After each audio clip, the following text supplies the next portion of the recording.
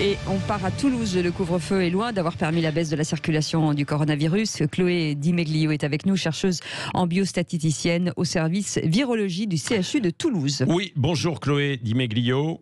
Bonjour. Alors, le couvre-feu serait loin d'avoir permis la baisse de la circulation du coronavirus. C'est la déduction que vous faites après avoir mené vos études statistiques, c'est ça ?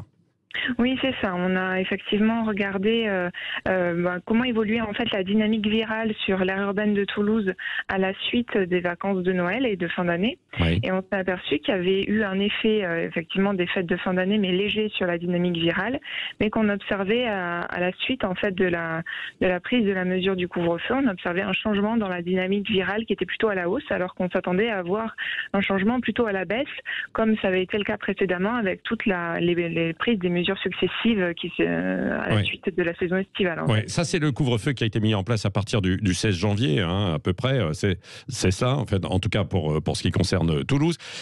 À quoi vous l'attribuez alors justement, le fait que finalement ça ne baisse pas, mais au contraire ça peut augmenter ? Alors, si vous voulez, le lien qu'on observe effectivement entre le changement de dynamique virale et la prise de mesures de couvre-feu, c'est vraiment un lien statistique, c'est basé sur des données. La question de comment on l'interprète, ça reste de l'ordre des hypothèses, puisqu'effectivement, on ne peut pas corroborer qu'il y a un lien de causalité directement, si vous voulez, entre la mesure qui a été prise et le changement de pente, si vous voulez, dans la dynamique virale. On a plusieurs hypothèses. On s'est posé la question de savoir si ça pouvait être attribuable à la circulation du variant anglais sur le territoire toulousain, mais à l'époque où on a effectué ces constatations, le variant anglais était présent en trop faible proportion pour qu'on puisse lui attribuer un changement de, si vous voulez, de proportion dans les tests positifs. On s'est demandé si ça pouvait pas être dû à un effet potentiel galette des rois, de la même façon qu'on a observé un effet...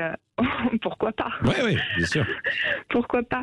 Et en fait, c'est peu crédible parce que, si vous voulez, le changement dans l'accélération, si vous voulez, dans la dynamique virale est plus important que l'effet qu'on a observé suite aux fêtes de fin d'année. Donc, on a du mal à croire qu'un effet galette des rois qui se situe maximum sur voilà, un week-end prolongé puisse être plus important que 15 jours de fêtes de fin d'année. Oui, sauf que Chloé Di Meglio, même si c'est une hypothèse, les fêtes de fin d'année, c'était plus en famille.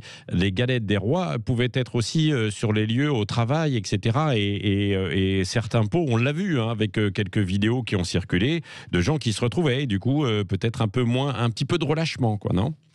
Un petit peu de relâchement sans doute, mais vraiment ça paraît peu crédible, si vous voulez, que les fêtes de fin d'année qui ont quand même regroupé certes Noël, mais aussi le jour de l'an, et le jour de l'an c'est peut-être plutôt quand même avec les amis qu'avec la famille, ça puisse avoir un effet, si vous voulez. On a du mal à croire qu'un effet galette des rois, même s'il se situe effectivement avec les amis, ou voilà, qu'il y ait un petit relâchement qui soit dû à cet effet-là, puisse être plus important, si vous voulez, qu'un effet combiné famille plus amis pendant 15 jours. Ça paraît quand même peu crédible de notre point de vue. Après, pourquoi pas, mais si vous voulez, toute proportion gardée, ça paraît quand même un petit peu compliqué en termes de crédibilité. Oui.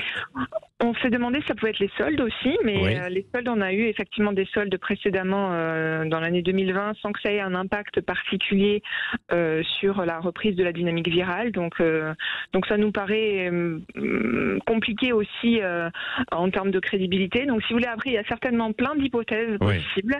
Nous, c'est vrai que l'hypothèse qui nous paraît la plus crédible, compte tenu du timing dans lequel on a observé ce changement de proportion, si vous voulez, dans le nombre de cas testés positifs sur l'aire urbaine de Toulouse, notre hypothèse la plus crédible, c'est que c'est effectivement l'impact du couvre-feu avancé. Encore une fois, c'est vraiment le fait d'avoir avancé le couvre-feu à 18h, puisque le couvre-feu à 20h, on avait évalué son impact et ça fonctionnait bien. Ça permettait effectivement de diminuer la circulation du virus sur l'aire urbaine de Toulouse. Ouais. Et à 18h, donc peut-être pourquoi ? Parce qu'il y a un empressement un peu plus dans les transports où les gens... c'est ça quelle conclusion on peut en tirer ? C'est difficile, quoi, mais... C'est difficile. Après, c'est vrai qu'on se dit que, après tout, le couvre-feu à 18h n'empêche pas les gens d'avoir les mêmes besoins qu'auparavant. Ouais. Donc, si vous voulez, ils ont les mêmes besoins qu'auparavant, en particulier tout ce qui est courses alimentaires, et ils ont moins de temps pour le faire. Les gens qui auparavant avaient le temps de le faire en sortant du boulot de 18 à 20h ne peuvent plus le faire. Donc, soit ils le font avant, ils se regroupent sur des horaires plus restreintes avant, soit ils se reportent sur le week-end.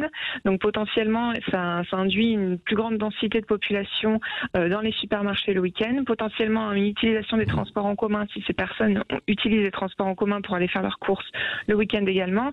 Donc voilà, si vous voulez, et puis ça paraît logique, si vous voulez, de considérer qu'effectivement, avec les mêmes besoins, mais des horaires plus restreintes, il y ait forcément une intensification des regroupements. Oui, alors cela dit, Chloé Di Meglio, on n'a pas vu de flambée non plus de cas de contamination. On est toujours au CHU de Toulouse, comme dans beaucoup d'autres endroits en France. On est sur un plateau, c'est ça ? On est sur un plateau. Alors ça dépend de quoi vous nous parlez. Oui. Nous, on s'intéresse, enfin nous, ce qu'on regarde ici, on regarde pas des données d'hospitalisation ni de réanimation. En tout cas, moi, c'est pas là-dessus que je travaille. Non, c'est contamination, vous. Oui, moi je travaille vraiment sur l'évolution du taux de positivité.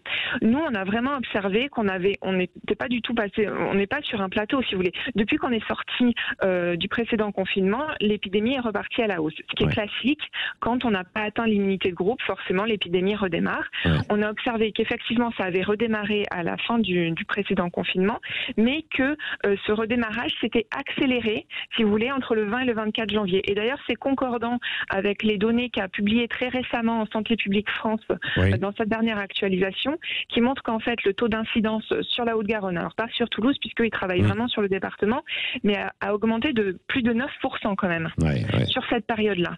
Donc si vous voulez, on n'est pas sur un plateau du tout. Ça monte quand même. On est vraiment parti sur une accélération quand même. Merci beaucoup Chloé Di Meglio donc pour cette étude très complète et puis ces hypothèses, parce qu'après évidemment on est dans des hypothèses.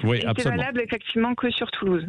Absolument. Oui, bien sûr. Mais c'est intéressant parce que c'est probablement, on peut sans doute répliquer votre modèle ailleurs, probablement quand on regarde aussi les chiffres. Merci d'avoir été avec nous. Je rappelle que vous êtes au service virologie du CHU de Toulouse.